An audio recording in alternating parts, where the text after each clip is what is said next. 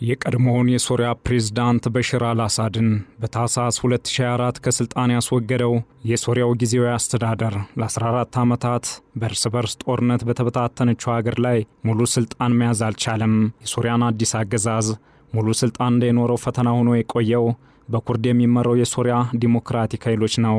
በአሁኑ ጊዜ ከወደ ሶሪያ ያሉ የደስታ መግለጫዎች ግን ይህንኑ የሚቀለብሱ ናቸው። የደስታው ምንጭ በኩርድ የሚመራው የሶሪያ ዲሞክራቲክ ኃይሎች ከሀገሪቱ ማዕከላዊ መንግስት ጋር አዲስ ስምምነት መፈራረም ነው። ይህ ለሶሪያ አዲስ ምዕራፍ ሆኗል። ሰላምን የናፈቁ ሶሪያውያን ደስታቸው ወደር የሌለው ስለመሆኑ መመስከርን መርጠው ወደ አደባባይ ተመዋል። በኩርድ የሚመራው የሶሪያ ዲሞክራቲክ ኃይሎች ከማዕከላዊ መንግስት ጋር መዋሃድን መምረጡ ልዩ የሚያደርገው ነው። ወዲህ ደግሞ በመጋቢት ወር የሶሪያ ዲሞክራቲክ ኃይሎች ከሀገሪቱ ማዕከላዊ መንግስት ጋር የሚያዋሃድ ስምምነት ተደርሶ ግቡን ያላሳካ መሆን አዲሱ ስምምነት ለአመል ዳቦ መላስ እንዳይሆን ስጋት አለ። ይህንና ተያያዥ ጉዳዮችን በዓለም አቀፍ ትንታኔ ዘገባችን እንመለከተዋለን። አበረ ስሜነ ነኝ።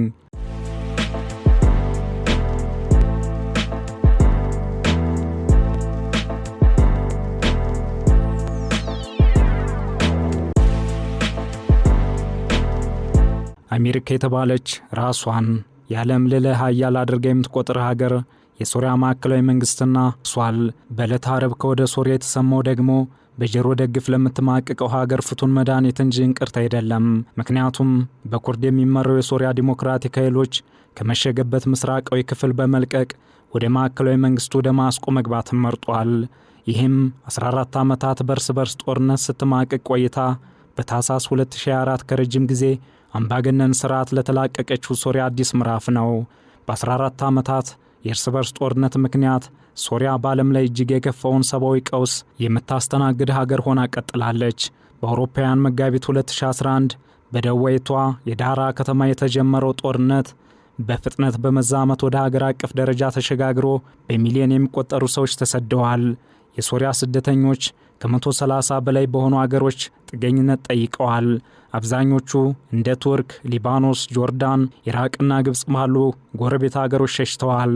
ቱርክ ከፍተኛውን የሶሪያ ስደተኞች ተቀብላለች። ወደ ጎረቤት አገሮች የተሰደዱ አብዛኞቹ ስደተኞች በገጠርና በከተማ አካባቢዎች ይኖራሉ። ከነዚህም ውስጥ 5% የሚሆኑት ብቻ በስደተኞች መጠለያ ውስጥ ይኖራሉ። በአጠቃላይ ከ70 በመቶ በላይ የሚሆኑት የሶሪያ ስደተኞች በድህነት ውስጥ ይኖራሉ። መሰረታዊ አገልግሎቶችን፣ ትምህርትን ወይም የሥራ ዕድሎችን የማግኘት ዕድላቸውም ውስን ነው። እነዚህ ችግሮች በጎረቤት አገሮች የሚኖሩ የሶሪያ ስደተኞችን ሁኔታ ፈታኝ አድርገዋል። በሊባኖስ ውስጥ ያለው የኢኮኖሚ አለመረጋጋት በሀገሪቱ ውስጥ ያሉትን ሶሪያውያን ወደ ድህነት እንዲገቡ አድርጓቸዋል። ከ90 በመቶ በላይ የሚሆኑት የሶሪያ ስደተኞች ለመኖር በሰብአዊ እርዳታ ላይ ጥገኛ ናቸው። በዮርዳኖስ ከ93 በመቶ በላይ የሚሆኑት የሶሪያ ስደተኞች መሰረታዊ ፍላጎቶችን ለመሸፈን ዕዳ ውስጥ ገብተዋል። በቱርክ የሚኖሩ 90 በመቶ የሚሆኑ የሶሪያ ስደተኞች ደግሞ ወርሃዊ ወጫቸውን ወይም መሰረታዊ ፍላጎቶቻቸውን ይፋ አድርገዋል። ይህም በሁለቱ ወገኖች መካከል ያለውን ጦርነት ከማስቆም ባለፈ ወደ መዋሃድ ለመሸጋገር የሚያስችል ነው።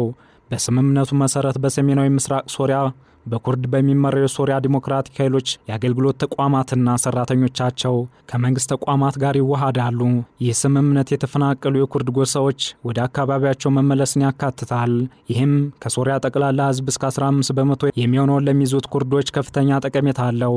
በተለይም ስምምነቱ የሶሪያ ግዛቶችን አንድ በማድረግ ሀገሪቱን እንደገና ለመገንባት ያስችላል።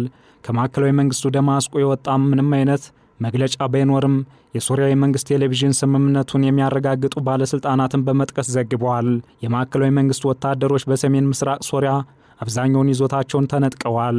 ይህም የሶሪያ አዲሶቹ መሪዎች የቀድሞውን ፕሬዝዳንት በሽር አልአሳድን በታህሳስ 2024 ከስልጣን ካስወገዱ በኋላ ለ14 ዓመታት በዘለቀ የእርስ በርስ ጦርነት በተበታተነችው ሀገር ላይ ሙሉ ስልጣን እንዳይኖራቸው አድርጎ ቆይቷል።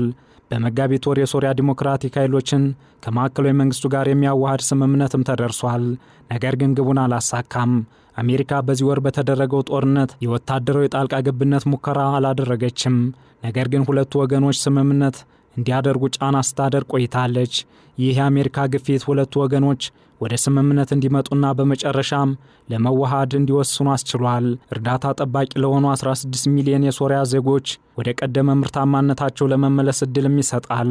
በተለይም በአንድ ወቅት እርሳቸውን ለመያዝ በአሜሪካ $10 ሚሊዮን ጉርሻ ተቆርጦላቸው የነበሩት አዲሱ የሶሪያ ጊዜያዊ ፕሬዝዳንት አህመድ አልሻራ ከሀገራት ጋር ያላቸውን ግንኙነት ባሻሻሉበት ወቅት መሆኑ ሀገሪቱን ለመገንባት እድል ይሰጣል።